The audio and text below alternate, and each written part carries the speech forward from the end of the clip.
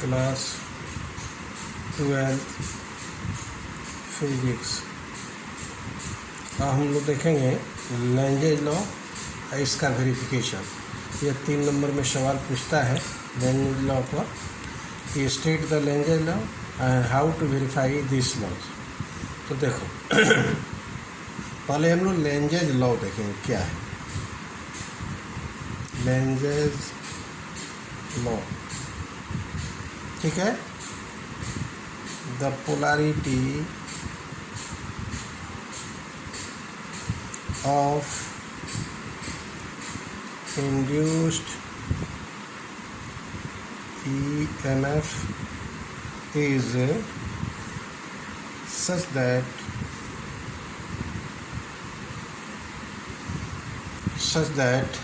it opposes the cause which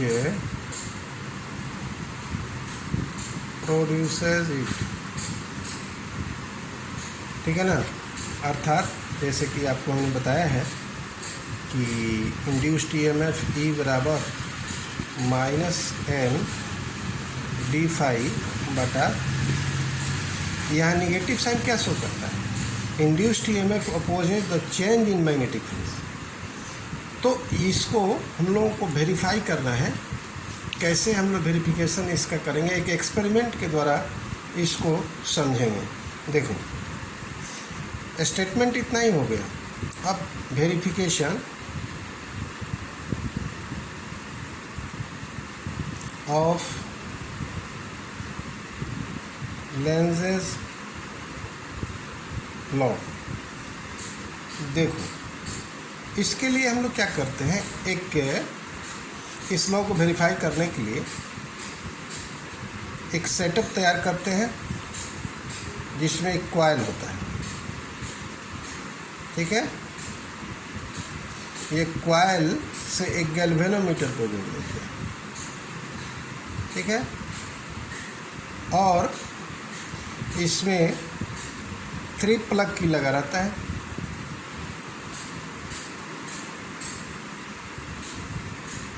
यह हो गया प्लग की 2 और 3, और फिर यहाँ बैटरी या सेल से इसको जोड़ देते हैं।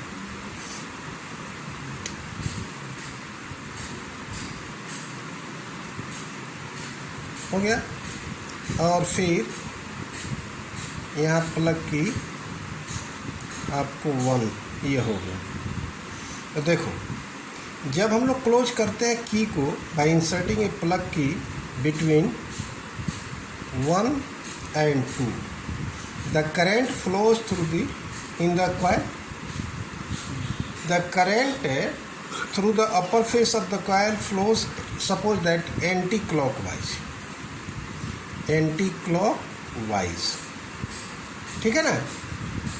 तो so this face of the coil acts as a north pole। Anti clockwise जब डायरेक्शन में करंट फ्लो करेगा तो वह जो पोलैरिटी होगी मैग्नेटिक पोल का वो क्या हो जाएगा, नॉर्थ पोल हो जाएगा। और galvanometer shows deflection to the suppose that right hand side, ठीक है।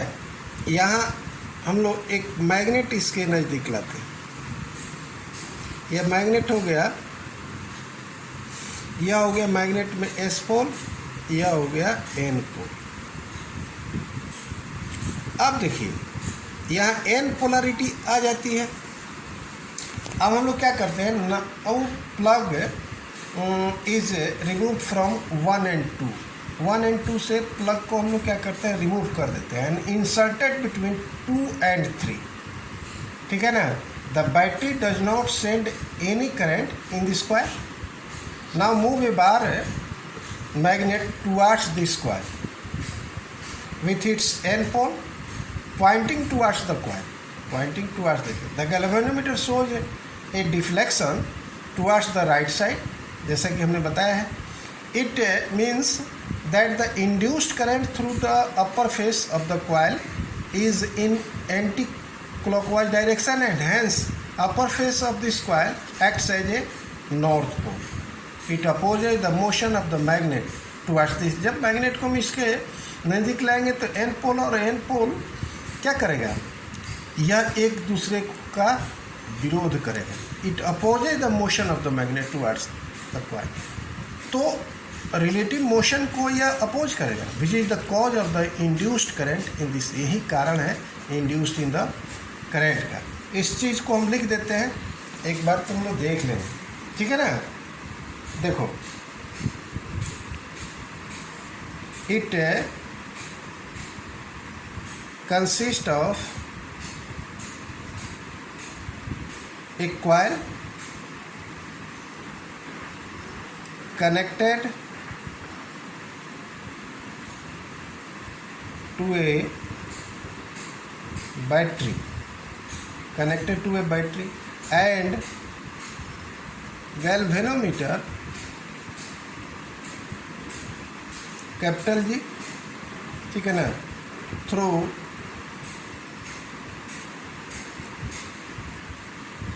a two-way key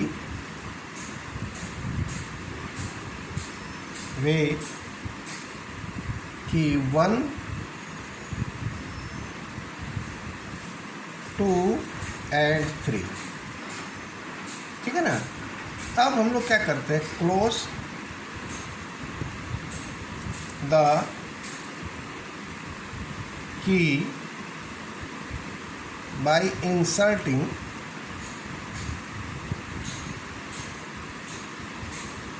a plug between 1 and 2, जैसा कि अभी हमने बताया है. तो इससे क्या होगा, the current flows in the coil,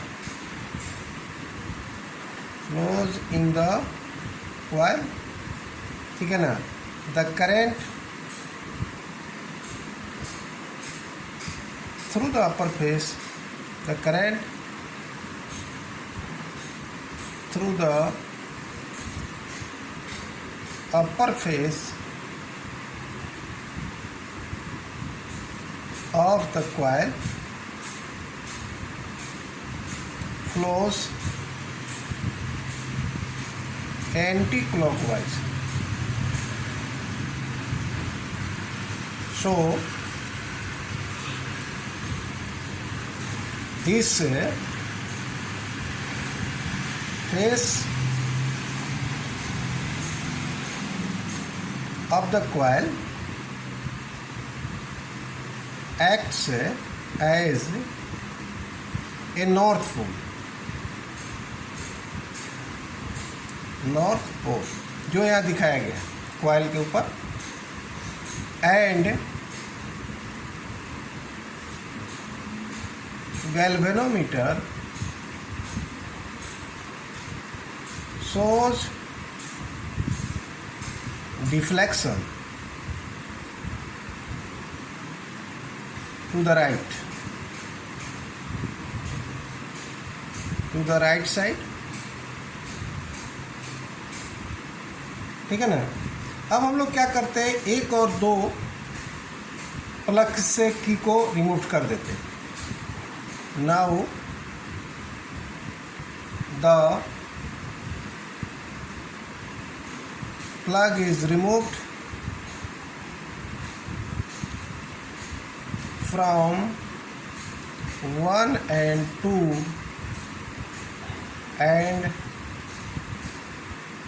inserted between इसमें 2 and 3, ठीक है ना. तो battery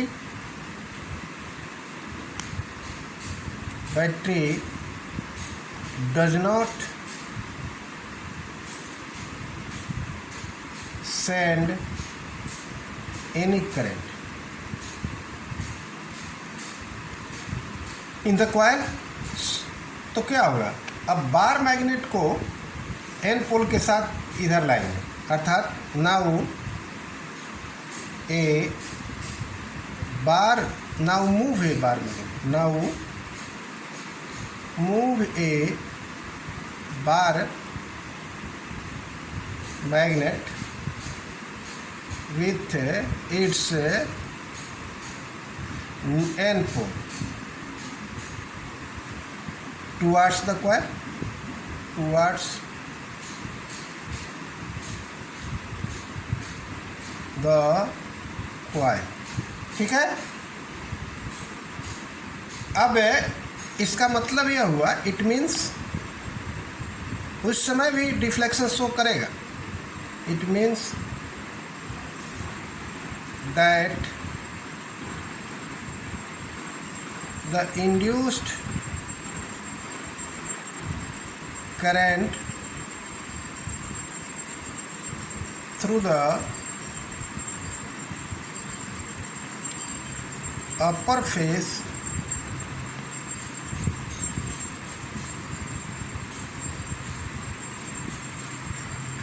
of the coil is in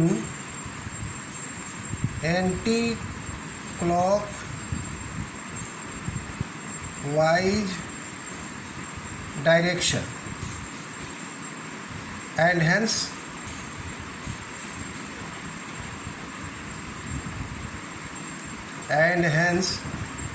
upper face of the coil acts as N pole. It opposes the motion. N pole को क्या करेगा? विरोध करेगा. तो it opposes the motion of the magnet towards the coil,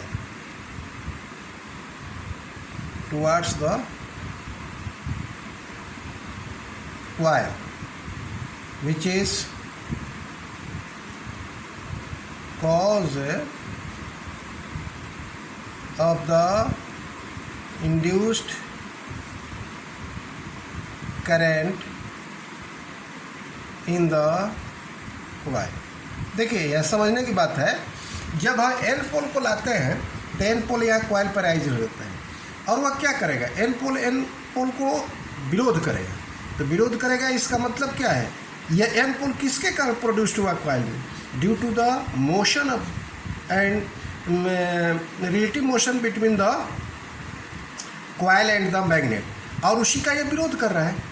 तो जिस कारण से यह प्रोड्यूस्ड हुआ उसी का विरोध कर रहा है. दिस इज द, आप कह सकते हो, this is the verification of lenses law.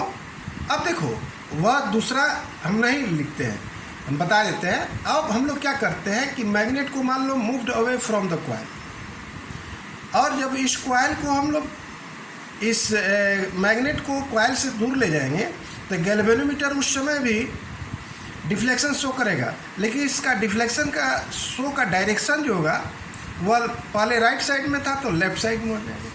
और यह इंडिकेट करता है कि induced current through the upper face of the coil is in clockwise direction of the current change हो जाएगा. तो उसके कारण यहाँ एस पोल कॉइल के ऊपर हो जाएगा. Upper face of the coil acts as S pole, और उसको ऊपर ले जाते हो तो एस पोल क्या करेगा? एन पोल को अट्रैक्ट करता है. तो यह भी साबित करता है कि it opposes the motion of the magnet away from the coil, which is the cause of the induced current in this coil. तो इस तरह हम ऊपर या नीचे ले जाते हैं कॉइल, मैग्नेट को कॉइल के towards away from the coil, तो हमारा मोशन का ये विरोध करता है, अर्थात जिसके कारण यह प्रोड्यूस्ड एन पोल और एस पोल यहाँ कॉइल पर हुआ, उसी कॉज को विरोध करता है. दिस इज द आपको लेंजेज लॉ. एक लाइन यहाँ केवल लिख देंगे कंक्लूजन में हो जाएगा, induced current in a coil opposes opposes the cause, that is change in magnetic flux which produces the induced current. Hence Lentz's law is verified, lenses law verified हो गया। ठीक है, कंप्लीट।